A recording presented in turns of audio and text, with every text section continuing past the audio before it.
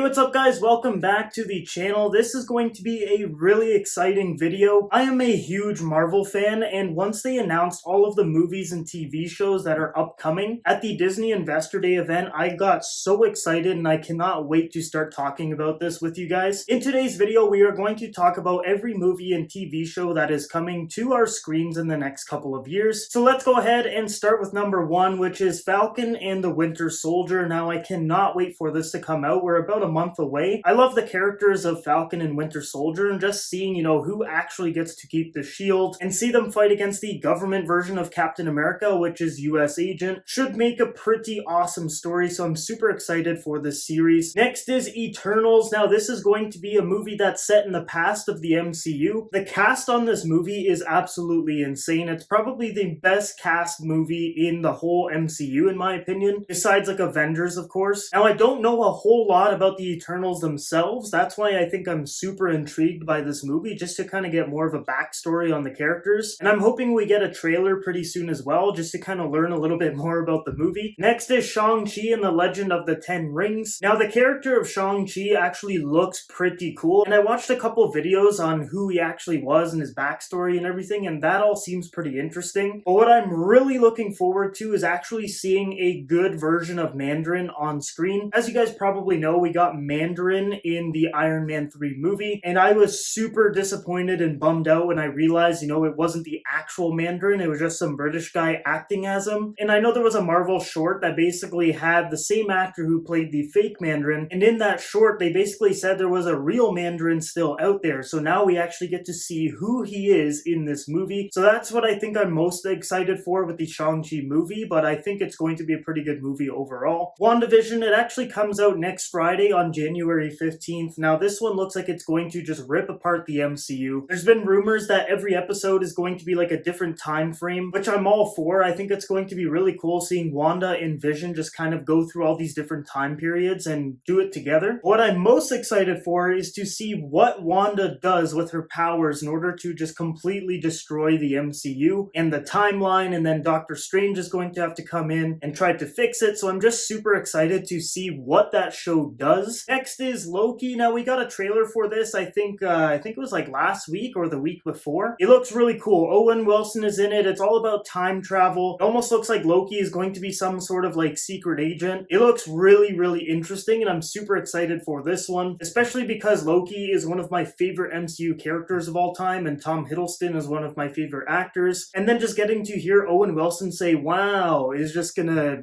just give me Loki. Next is Doctor Strange and the Multiverse of Madness. Now, this is going to follow up to WandaVision. So that basically means that there's going to be some kind of multiverse kind of thing that's going on in this movie, and Doctor Strange is going to have to fix it, or at least try to fix it. Now, I really like the first Doctor Strange because, it was like really the only magic-based movie in the MCU. And I'm really into the sci-fi, mystical, like fantasy kind of world, so having an MCU movie based with that is really, really cool. The thing I'm most excited for is they got Sam Raimi, the guy who directed the Tobey Maguire Spider-Man movies, to direct this one, and then there's rumors of Tobey Maguire coming back in the next Spider-Man, so this could all just become like one great collaboration. So I'm super excited to see if there's any Spider-Man Easter eggs in this movie too, but this movie should be really, really good. Then we have Marvel's What If. Now, this is basically just like timelines that didn't actually happen but could happen, hence the What If. In the trailer, we saw Captain America as a zombie, basically Bucky Barnes as Captain America. We saw Peggy Carter as Captain Britain. There's just a whole bunch of possibilities that you can get with this What If show because literally anything works. Super excited for this one, even though it's a cartoon and not like a live action movie or show. Then we have the Hawkeye Disney Plus series. Now, this one should be pretty interesting. I think Jeremy Renner's character got really, really interesting over the last couple of movies he was in, and they're introducing Kate Bishop into this movie too, so it's going to be like Hawkeye basically mentoring her, and I think it's going to be cool to have like a team-up movie with two archers. Thor Love and Thunder. Now, Thor has actually become one of my favorite MCU characters. At first, I didn't like him as much as like, say, Iron Man or Captain America, but he's really grown on me ever since that third Thor movie, Thor Ragnarok, and it looks like we're getting a female Thor in this movie as well. Christian Bale is in it, so they've got a great cast and everything, but I think Jane Foster's Thor is going to be like an alternate timeline due to Thor Love and Thunder coming out after WandaVision and Multiverse of Madness. this, but I am super excited for this movie because if it feels anything like Thor Ragnarok, this should be awesome. Then we've got Black Widow. Now this one is a little bit weird because it feels like we should have seen Black Widow like a long time ago, so I feel like less excited for it, if that makes sense, because it feels like I've already seen it. Just based of all the movie news and rumors and set photos and trailers and everything, it feels like this movie's already come out. I'm super excited to see it by all means. I just feel bad that, you know, it wasn't able to just go to theaters how they initially planned and that they've had to push it back so much. But I'm assuming they'll probably do a Disney Plus release pretty soon as well, so I'm super excited to finally see this movie, and I'm really hoping it sets up Thunderbolts and the Red Hulk. Next up is Blade with Mahershala Ali. Now this should be a really cool movie as there's nothing really like it in the MCU. The original Blade movies came out a long time ago, and I'm excited to see like a new spin on the character. And Mahershala Ali is one of the best actors in Hollywood right now, so I'm sure he's going to bring some really great scenes and emotion to the character. And I just want to learn more about him because I don't really read like any Blade comics or anything, so I'm really excited to see some story adaptations on the big screen. Next up is Miss Marvel with Kamala Khan. Now I got a little bit of detail with the character just by playing the Avengers video game, the one that came out very recently, because it's all centered around Kamala Khan. So I got a little bit more of a backstory with the character because before I've never read a comic or anything with Miss Marvel, so I'm actually really excited to see what this character brings to the MCU. I think the coolest part about the character is that she's like us. She's a big fan of the Avengers and everything, and then gets powers and actually gets to like join them. I think that's like one of the coolest backstories and aspects of a character in the MCU, just due to the MCU being so big now and having so many movies and everything that, you know, it's created a ton of fans, and essentially Kamala Khan is like one of those fans but gets powers and gets to join them. So I think that's going to be pretty cool to see. Then we have She-Hulk. Now this one should be pretty cool because it's going to introduce us to Jennifer Walters, and Mark Ruffalo is coming back as Bruce Banner as well, so it's going to be really nice to almost have like another mentorship type of show. And they're bringing back the Abomination from the first MCU Hulk movie, which I loved him as a villain. And don't quote me, but what I think is going to happen is the Abomination's either going to beat up She-Hulk or the normal Hulk, and then the final episode is going to be like a team up, beat up Abomination, and then Thunderbolt Ross is going to be like, fine, I'll do this myself, almost like how Thanos did in the one post-credit scene, and then he's probably just going to like inject himself with something and become the Red Hulk. That would be awesome because I really want to see a live-action Red Hulk. He's one of my favorite Marvel villains ever, and I think we might get a glimpse of him in this show, or at least a quick little post-credit scene to set up like a Thunderbolts movie or something. Next up is Moon Knight. Now I'm really excited for this one because it's going to bring us to Egypt, which we've never really encountered in the MCU. He's never gotten a movie or a TV show or anything live action, and he's a really interesting character, especially if Oscar Isaac actually does play him. I love him as an actor, and I've seen all the photos that are fan-made, and I think he would just be perfect for the role. So I'm hoping he gets like officially cast, but this character is really cool. I love the costume design, the story, so I am super excited to see a live-action Moon Knight. Next, we've got Captain Marvel 2. Now, I wasn't a huge fan of the first movie, but I did find it enjoyable still. I haven't really heard any news of what the second movie is going to be about, but it looks like it's going to be Brie Larson in current time. The first movie was in the past, so this one's going to be in the present, and I'm assuming Sword will probably be a part of it as well, considering Nick Fury is rumored to be a part of the organization now. So that would be pretty cool to see like Nick Fury and her team up again and bring Sword into the MCU. I think that would be really, really cool, and I definitely think that's a possibility because the next project we are going to talk about is Secret Invasion with Nick Fury, and they come out right after each other, so I think it just makes sense. Secret Invasion is one of my favorite Marvel storylines ever. I'm super excited to see how big they make this because honestly I thought Secret Invasion they would have saved it for like an Avengers level movie, but it looks like it's going to be a series with Nick Fury, which I'm totally fine with because I'm a big fan of having really high quality series over a 2-hour movie, so I'm hoping this is really, really good. And typically with Samuel L. Jackson things tend to be, so I'm not really too worried about this one. Next is Ironheart. Now I haven't read the Riri Williams story of Ironheart, but it sounds really interesting, and I'm really excited to see this in live action as well, especially because I just love the character of Iron Man. Like technically anybody can be Iron Man, it's literally just a suit, and seeing someone wear the suit again just automatically gets me excited, so I'm hoping this series is really good as well. Next we have Armor Wars. Now this is a really, really cool sounding series. And essentially the show is going to be about the Iron Man weapons getting in the hands of the wrong people, and Rhodey is going to have to go and stop them. Now, I've heard some rumors that they might try to get Justin Hammer into this show and have him be the person who's like taking the tech, which I think would be awesome, because in Iron Man 2 he said like, this isn't the last of me, like you guys are going to see me again. So I think this is like a perfect opportunity to bring him back in the MCU. And I just love War Machine. I just love his suit, I love his character, and he's already been pre-established in the MCU pretty well. So I'm pretty excited to see not only this story, but Don Cheadle back as Rhodey. Next is Guardians of the Galaxy Holiday Special. Now this one's obviously coming around Christmas. It's going to be a mini-series, but just watching the Guardians cast together is automatically enjoyable. So I'm pretty excited for that, especially because I like when they mix like Marvel and Star Wars and all those other big franchises with holiday level stuff. Like this year, for example, there was a Lego Star Wars movie on Disney Plus, and it was actually pretty enjoyable. So having a live action Guardians of the Galaxy holiday event, I can already see that it's going to be really successful, and I think a lot of people are going to like it. Probably going to be more funny than usual because it's going to be a mini series and not like a full-length movie. Then there's the I Am Groot mini series. Now I love Groot as a character. I wish this mini series was baby Groot, but it's probably going to be teenage Groot because that's kind of where he is right now in the timeline. We don't really have any information on the series, like what it's going to be about, but I think a really cool idea would be like exploring that alien race, seeing their home planet and seeing them go from like a baby to like a full adult. I think that would be a cool mini series. Now that's probably not how it's going to go, but I think down the line, if they ever need an idea, go ahead and take that Marvel. Ant-Man and the Wasp Quantumania. This one is pretty exciting. Quantumania, obviously we're going back to the quantum realm. Now they've already confirmed that Kang the Conqueror is going to be the villain in the movie, which I thought was weird because that's like an Avengers level villain. I've seen some rumors that in the one Ant-Man scene when they're already in the quantum realm and they see the city, that's actually Kang's city. That could be cool to revisit something that happened in the past, but Kang should be super powerful, and I'm assuming they're probably going to need help to take him down, or they'll like take him down but he will come back later on in the MCU as like an Avengers level threat or something. But I'm a big fan of the Ant-Man movies. They're kind of scaled down and everything, but I'm totally fine with that, and I honestly like it, and I'm excited to see their third adventure. Next is probably my most favorite announcement out of all of them, Fantastic Four. After so many movies that weren't fantastic, we finally get one in the MCU, directed by John Watts, the guy who directed the Spider-Man Homecoming and Far From Home movies. I'm really hoping the building that Tony Stark sold in the past was sold to them, and it's going to be the Baxter building. That would just be the most perfect, like wrapped up in a bow scenario. I'm just so excited to finally see Marvel's first family, the Fantastic Four, in the MCU where it belongs. The Fox versions were all horrible besides Jessica Alba. Silver Surfer was kind of cool in The Rise of Silver Surfer, but other than that, not very good. Now something interesting here is that it comes out right after Quantumania, so I don't know if there's maybe going to be a bit of a connection. Maybe they were trapped in there and they fought Kang or something in the past, and maybe they were trapped in the quantum realm together, and then Ant-Man and the Wasp go in the quantum realm and they're fighting Kang, and like I said, Kang's an Avengers level villain. Maybe they needed some help and the Fantastic Four was in the quantum realm and then they fought him and then they all come out. Little bit of a rant, but it could be true. I 110% think that the Fantastic Four probably got their powers in the quantum realm and they've been stuck in there for years. Just like Janet Van Dyne said in the Ant-Man and the Wasp movie that you get abilities from being in there. So I think the Fantastic Four, instead of like a super cosmic event giving them their powers, I think they probably got it in the quantum realm just because of the timeline of the movies when they're being released. Who knows, maybe we will watch this specific video in a couple of years and find out that this was true or not, but I do think they got the powers in the quantum realm. Then we've got Black Panther 2. Now, rest in peace Chadwick Boseman. I'm not going to say anything past that to start off the conversation here. Really tragic to hear what happened, of course, and to be honest, I thought they were going to push the movie back just because of this, which they technically did, but at the same time, I'm like, how are they going to proceed with this? I know there was a lot of talk about recasting, but obviously that's probably not the best like moral move. I think what most people are expecting is Shuri to take on the mantle of Black Panther. Now, I don't really know how they're going to address it in the movie. I don't know if they're going to say anything about T'Challa or what's going to happen, but I guess we'll see in 2022, but I'm very curious to see what they do. Leave a comment down below of what you guys think. 23 projects announced at Investors Day. Everything that they announced was just so exciting exciting. And it's crazy because the MCU is over 10 years old and it feels like they're just starting with how much material they have available. It is absolutely wild, and they haven't even mentioned mutants or X-Men at all. That alone could be another 23 projects. Kevin Feige had a lot to say, and I'm glad he said it because literally everything he said got me pretty pumped for the future. I was about to say my top 3 most anticipated out of that list, but there's just so many to choose from, I'm just not even going to bother. If you guys can actually narrow it down to 3, let me know down below your 3 most anticipated movies / shows that are coming out soon. Other than that, I hope you enjoyed the video. Lots of content to come, clearly, as there's 23 projects that I'm going to talk about over the next couple of years, so I'm super excited for all of that. Thank you guys for watching the video. If you liked it, make sure you like and subscribe. Thanks again, and I will see you guys in the next video.